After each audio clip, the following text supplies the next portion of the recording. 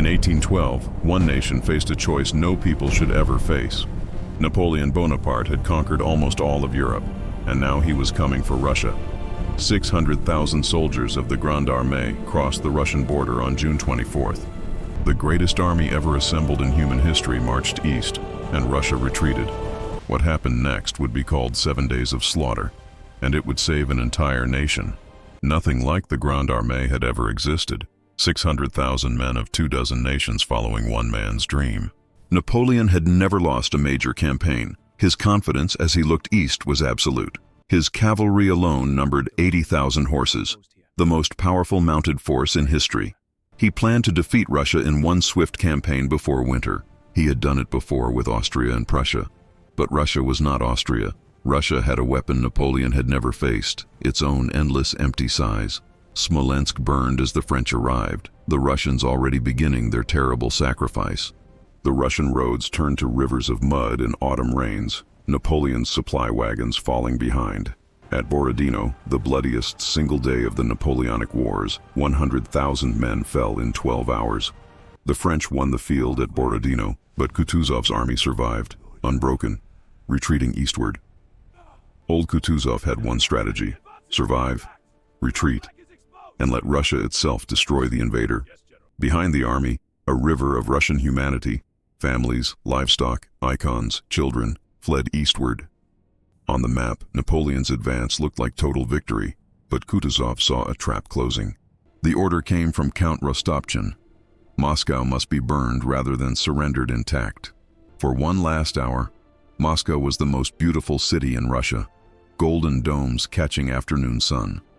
Then the last Muscovites fled, and left behind them a city with a fire already laid. On the night of September 14, 1812, the fires of Moscow were lit, and hell came to earth. Russian fire setters moved through every district, systematic and merciless, burning their own home. Napoleon watched from the Kremlin window as the city he had just conquered dissolved into flame. By morning, 4/5 of Moscow was burning, the largest deliberate urban fire in European history. French soldiers trying to fight the fires with buckets were facing a wall of flame 2 miles wide. The Kremlin itself was threatened. Napoleon barely escaped as burning debris rained on the battlements. The soldiers who had marched 1,000 miles to claim Moscow now clutched their faces in horror. The wind changed and drove the fire directly at the Kremlin. Napoleon fled his own prize at 4 a.m. An emperor who had not run from anything now fled from the fire his enemy had set in their own city. 75% of Moscow was ash, the city deliberately sacrificed on the altar of survival. French soldiers looted burning buildings even as the upper floors collapsed on them, desperation beyond discipline. When dawn came over the ruins, Napoleon stood in silence. The victory he had crossed Europe for was ash. His face had aged overnight. Every one of his certainties had burned with the city. The tactical map told the truth his heart refused. He was 600 miles from France with nothing to eat. Block after block of chimney stacks and collapsed walls, a graveyard of a city stretching to the horizon. His marshals argued and fought. Napoleon stood at the window. Outside, only ruins spoke. Every cellar was empty, every granary burned, every warehouse stripped before the fire was set. This was Kutuzov's genius, not fighting the French army, but starving it while it sat on the throne. 40 days Napoleon waited in the ashes of Moscow for a Russian surrender that would never come. On October 19, 1812, Napoleon gave the order to retreat, and the 7 days of slaughter truly began. While Napoleon sat in the ashes, Kutuzov's army grew stronger at Tarutino, fed, rested, armed. Kutuzov had fought only one major battle and won the entire war. Patience was his master weapon.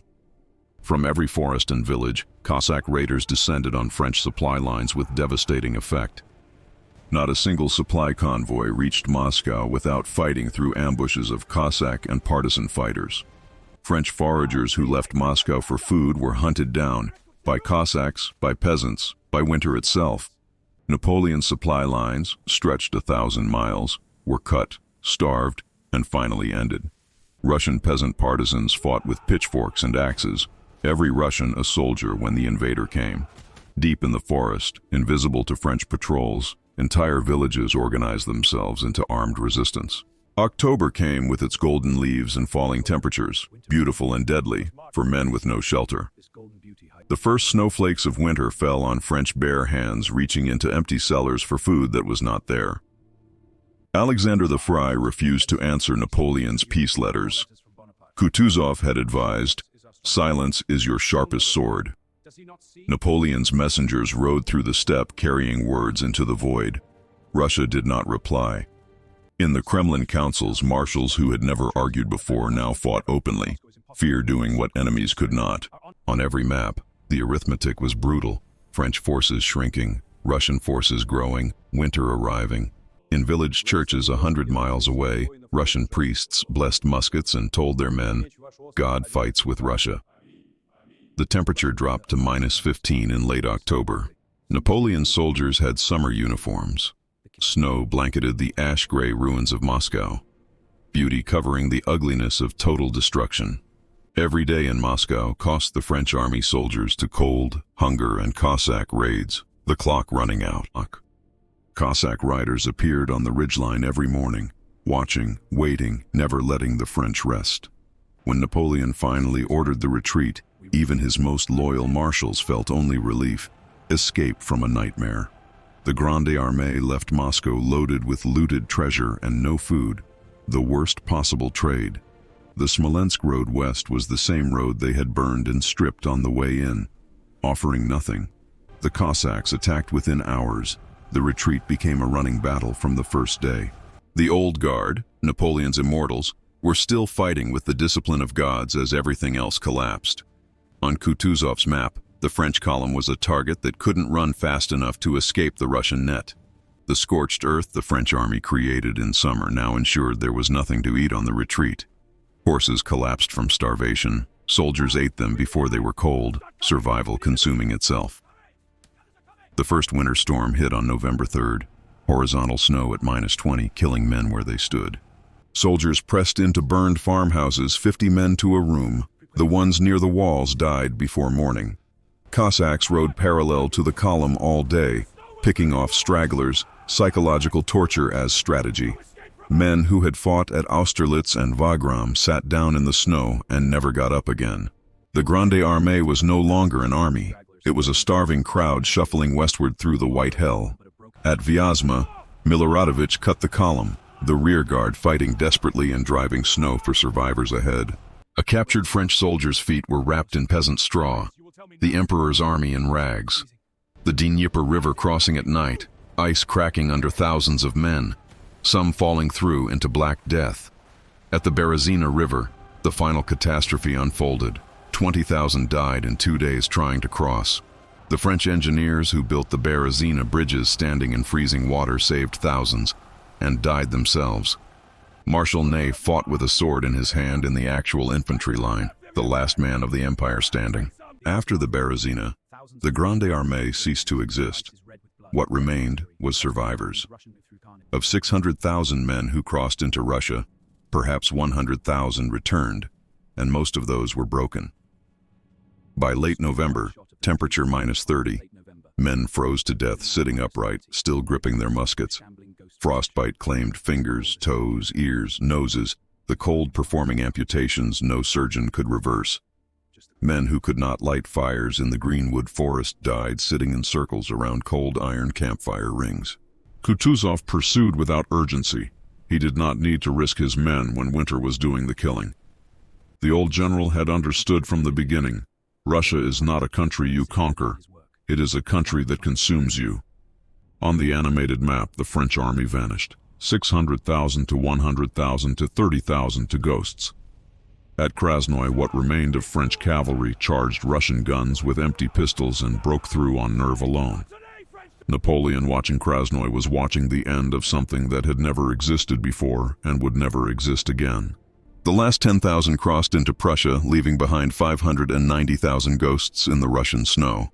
Kutuzov let them go. He had already won everything. Further killing was needless.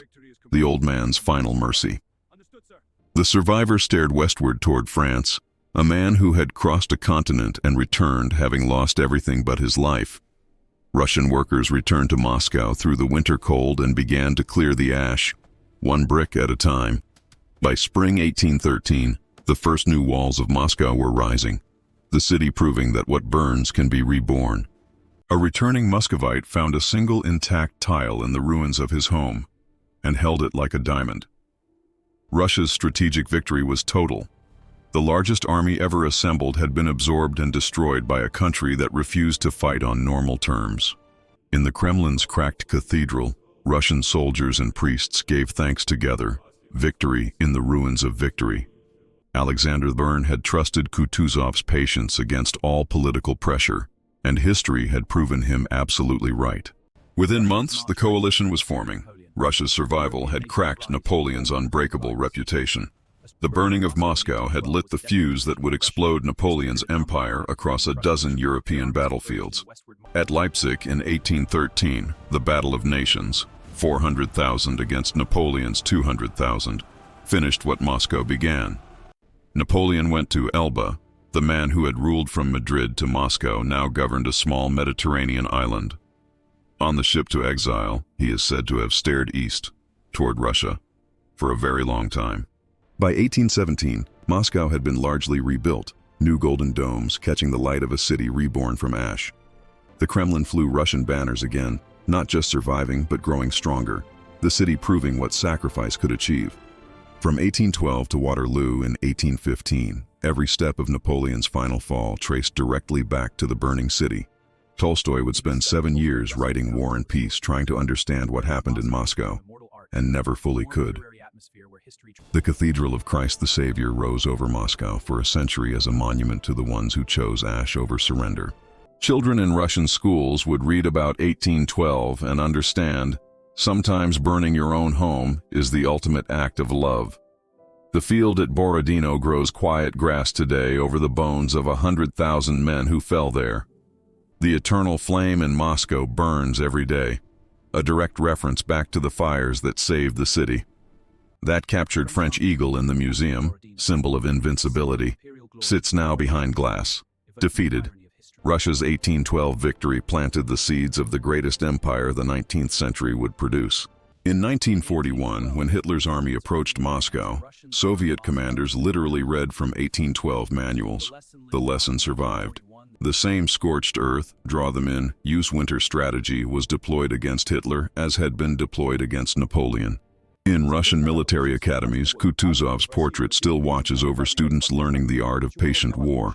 The steppe and forest that defeated Napoleon still stretch unchanged, the unconquerable geography of Russia. In that empty throne room in the Kremlin, a question echoes. What are you willing to sacrifice to remain free? Napoleon's empire was erased from the map, but Moscow still stands, rebuilt from its own ash. When Russian soldiers marched through Paris in 1814, the city that had been burned in sacrifice was fully avenged. An old veteran showing his 1812 medals to grandchildren. We burned our home so that we would always have one. The Kremlin stands tonight flood-lit gold against the Russian sky, not burning, but glowing, transformed from ash to gold. 600,000 entered Russia. About 100,000 left. The rest are still there in the Russian earth. From Moscow's golden domes to the edge of space, the city that was ash is now a metropolis of 16 million souls. Napoleon's last letter to Alexander, never opened, still sealed somewhere in a Russian archive, still waiting for its answer. The Russian winter that killed the Grand Armée has no ideology, no mercy, no equal. It simply is. 5 men made the key decisions: Napoleon, Alexander, Kutuzov, Rostopchin, and the anonymous fire-setter who lit the first match. Where Napoleon stood waiting for Moscow's keys at Poklanaya Hill, there is only silence and grass today. The candle of Napoleon's power burned brighter than any before it, and Moscow's ash was the hand that covered the flame. The Cathedral of Christ the Savior gleams today in Moscow, the city's golden thank you note to itself for surviving. Fire reflected in water, the same image Napoleon saw, is the image every Muscovite sees today. Survival in destruction. Moscow stands. Napoleon doesn't. The answer to every question about sacrifice is written in 16 million living souls. And now the question for you: if an unstoppable army came for your home, what would you be willing to burn to stop them? Subscribe and tell us in the comments, because history's greatest question deserves your answer. 7 days of slaughter, the brutal tactics, the ash, the frost, the survival of an entire civilization. This was Moscow. This was 1812. This was the fire that saved Russia and broke the greatest conqueror the world had ever seen. Like and share the history you almost didn't know about.